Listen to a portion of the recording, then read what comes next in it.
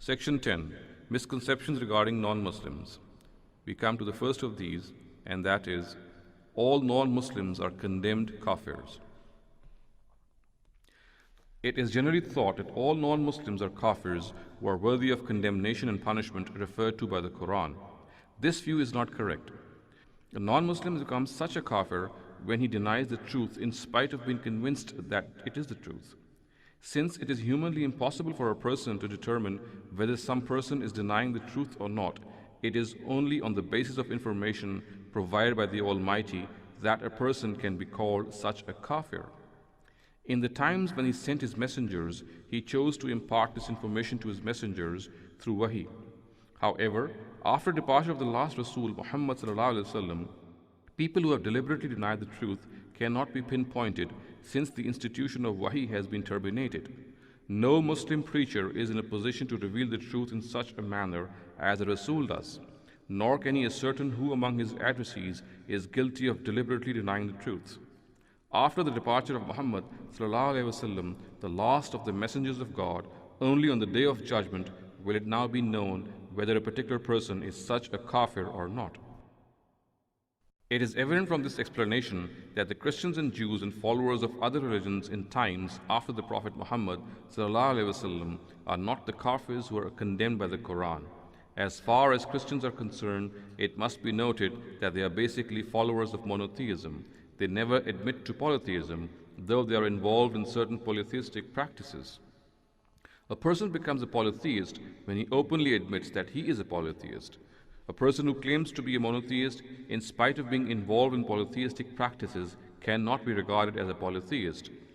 The reason is that a person might be doing something wrong without realizing what he is doing. All Christians, whether of today or from the period of Jesus sallallahu alaihi wasallam, never admit to polytheism. Trinity to them is in accordance with monotheism. Of course, Muslims do not agree with them, but unless they claim polytheism, it can only be said that in spite of claiming to be monotheists, they are involved in polytheism. Their case is the case of a Muslim who goes to the grave of a saint to ask him to grant a wish. Such a Muslim cannot be called a polytheist. He shall be told that what he is doing is something which is against monotheism to which he himself strongly claims adherence. Similarly, Christians cannot be called polytheists. However, they will be told that what they are doing is not in accordance with monotheism. It is precisely for this reason that the Quran never referred to the people of the book as polytheists, though they were incriminated with certain blatant forms of polytheism. The Quran only called the Ishmaelites as polytheists because they admittedly subscribed and testified to the creed of polytheism.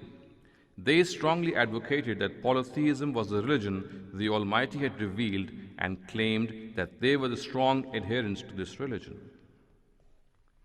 We now come to the second misconception, and that is prohibition of friendship with non-Muslims. On the basis of the following verse of the Quran, some Muslim scholars are of the view that Muslims should never make friends with non-Muslims. In fact, they should show hostility and venom towards them. The verse reads, لا يتخذ المؤمنون الكافرين أولياء من دون المؤمنين. Believers should not make friends with the al-kafirin, leaving aside the believers. Surah number 3, verse 28. Similar verses read, يا أيها الذين آمنوا لا تتخذوا الكافرين أولياء من دون المؤمنين أتريدون أن تجعلوا لله عليكم سلطانا مبينا. Believers, do not make friends with the al-kafirin, leaving aside the believers. Do you wish to offer God an open argument against yourselves? Surah number 4, verse 144. يا أيها الذين آمنوا لا تتخذوا اليهود والنصارى أولياء بعضهم أولياء بعض ومن يتولهم منكم فإنه منهم. Believers, take not these Jews and Christians for your friends. They are but friends to each other, and he amongst you who turns to them for friendship is of them. Surah number 5, verse 51. A deliberation on the context of these verses will show that in principle they are related to the divine practice mentioned in the Quran, according to which the direct addressees of a messenger of God are punished if they intentionally deny the truth delivered to them by the messenger. These verses specifically deal with the deliberate denial of Muhammad's addressees. This deliberate denial is referred to in the Quran in the following way: وَدَّ كَثِيرٌ مِّنْ أَهْلِ الْكِتَابِ لَوْ يَرُدُّونَكُم مِّن بَعْدِ إِيمَانِكُمْ كُفَّارًا حَسَدًا مِّنْ عِندِ أَنفُسِهِم مِّن بَعْدِ مَا تَبَيَّنَ لَهُمُ الْحَقُّ. Many of the people of the book wish that if they could turn you away as disbelievers after you have believed out of envy from their own selves, even after the truth has become manifest to them. Surah number 2, verse 109. فَلَمَّا جَاءَهُم مَّا عَرَفُوا كَفَرُوا بِهِ فَلَعْنَةُ اللَّهِ عَلَى الْكَافِرِينَ. When there came to them that which they recognized, they disbelieved in it. So let the curse of God be on the disbelievers. Surah number 2, verse 89. A little deliberation on the context of the prohibition of friendship verses quoted above shows that they were revealed in Medina in that phase of the prophetic mission in which the Muslims were being told to separate themselves as a collectivity from the non-Muslims.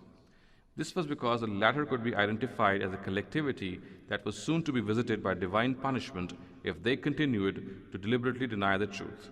In other words, these verses relate to non-Muslims of the times of the Prophet Muhammad ﷺ who had denied the truth even though they were convinced of it. This is evident from the context in which the article Alif Lam on Al-Kafirin, on Al-Yahud, and on Al-Nasara refers to a specific category of non-Muslims.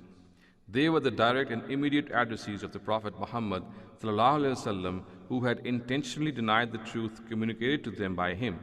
Consequently, none of these verses relates to the non-Muslims of today.